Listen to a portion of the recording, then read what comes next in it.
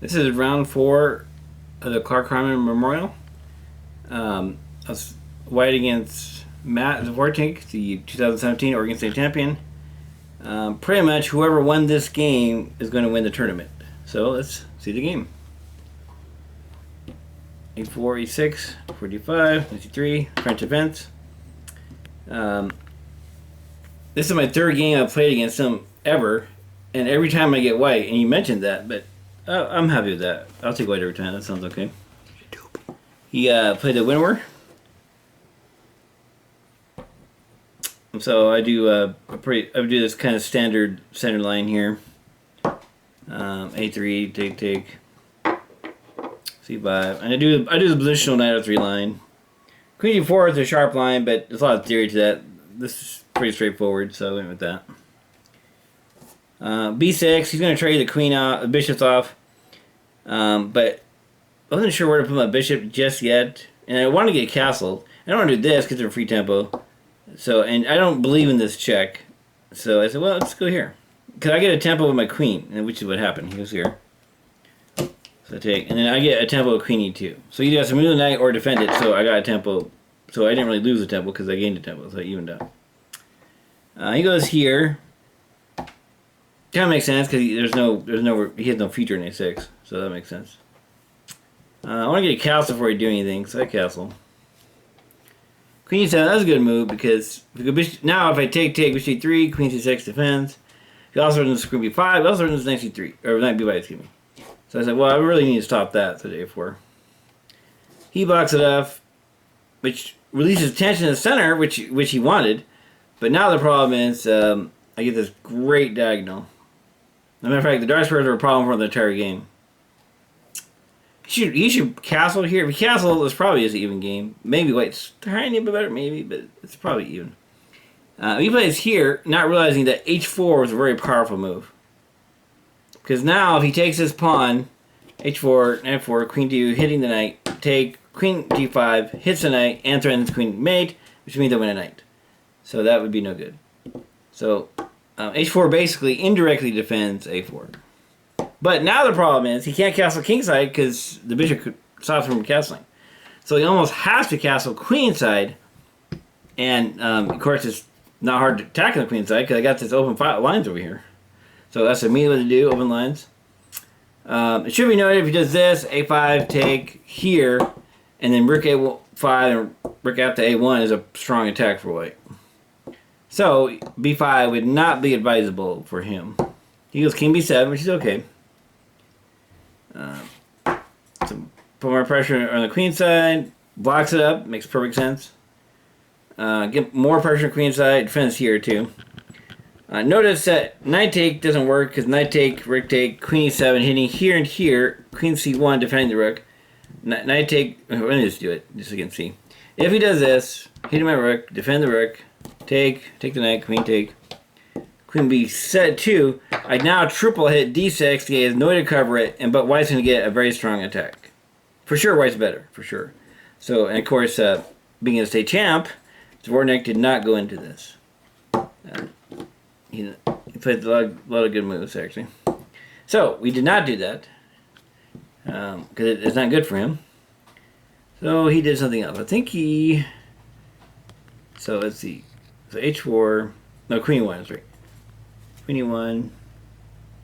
I think he played a6. I think it's a mistake, because now his dark squares are pretty much toasted. Rook a8 seems like the move. And just... I think it might even be even. Rook a8. He goes here, and which I think is a mistake. So now I go, well, okay, well, now dark square is really important. I think I'm going to keep it for now. He goes rook a8. Yeah, I know you can do that. Okay, that's fine. So I'll take. King take. I'll check him. So I can get to my rook to a5. Keep the pressure up. I'm pretty sure I'm going to have to sack him b5 to make progress. But, of course, I need to do it at the right moment. So that's important. He defends. Fortunately, a nice pin, so I can do this. So I said, nope, get the rook out of there. So he gets me the rook away. Rook b4. He said after the game, Matt said that's a very strong move. And he's right, it is a very strong move because it sets up here or here, queen a1 or b1, depending on what the situation is. So he's trying to get his king out of there if he can.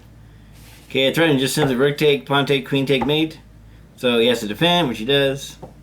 I'm like, okay, everybody's doing a good job. My bishop, my rooks, and bishop and queen. I need more help. Okay, knight, that means you. By the way, notice you can't do rook take ever because rook c5 is mate. Or knight take, can't do that either, rook c5 is mate. So this knight is not moving anywhere. So I said, okay, this runs knight take, queen take, rook take, pawn take, queen take, checkmate. So, and you can't go rook here because I can just take it my rook, a bishop I mean. So I said, well, I guess he has to defend, so he does knight h8.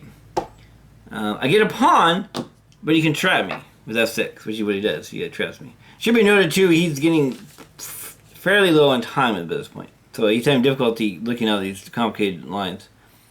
So here, I did a lot of calculation, and it looks like sacking the bishop wins. But I had to look pretty deep to figure that out. And then, of course, for him, he doesn't take it. His game's just over. So he does take. And so now, of course, I do rook A, take b5. Okay, attacking his queen. So the question is, where does he move the queen? If he sacks the queen, my queen and knight and kingside pawn will be too much. Because the king's just wide open, unprotected. I threaten queen d7, mate. I mean, it's a mess. So attacking's almost certainly not going to work. I think this is the strongest defense. Queen f7. But you actually play queen a7. I think that's the losing move. And after this, I should win. Check. Okay, and again, you can't go back because rook check. So, so I has a king here. But that's not a good square though, unfortunately for him. So take, and the point is, queen take is no good because queen check, king d7, rook b7, mate, or not mate, but I'm gonna win the queen, so it's all over.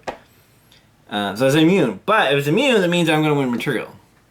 Now the strongest move is check, take the rook, and then knight f8, because then I can queen by force, and then he would just resign. So that's the strongest move. I didn't actually do the strongest move. Fortunately, I have another win. So queen has to take, rook take. And then here's the winning move, queen, rook a5. So if he goes to like some neutral square, I'm just going to take the rook and be up material, and his king's open. So he either needs to challenge here, because right now I take the rook takes here, or here, defending the rook. If it goes here, I have check, king b7, rook b5, and win his queen. So that doesn't work.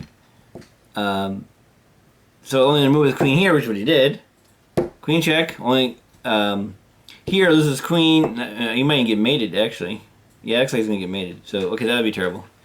So I can't do that. So he has to go here. Oh, here, sorry. And then I go rook a7 check.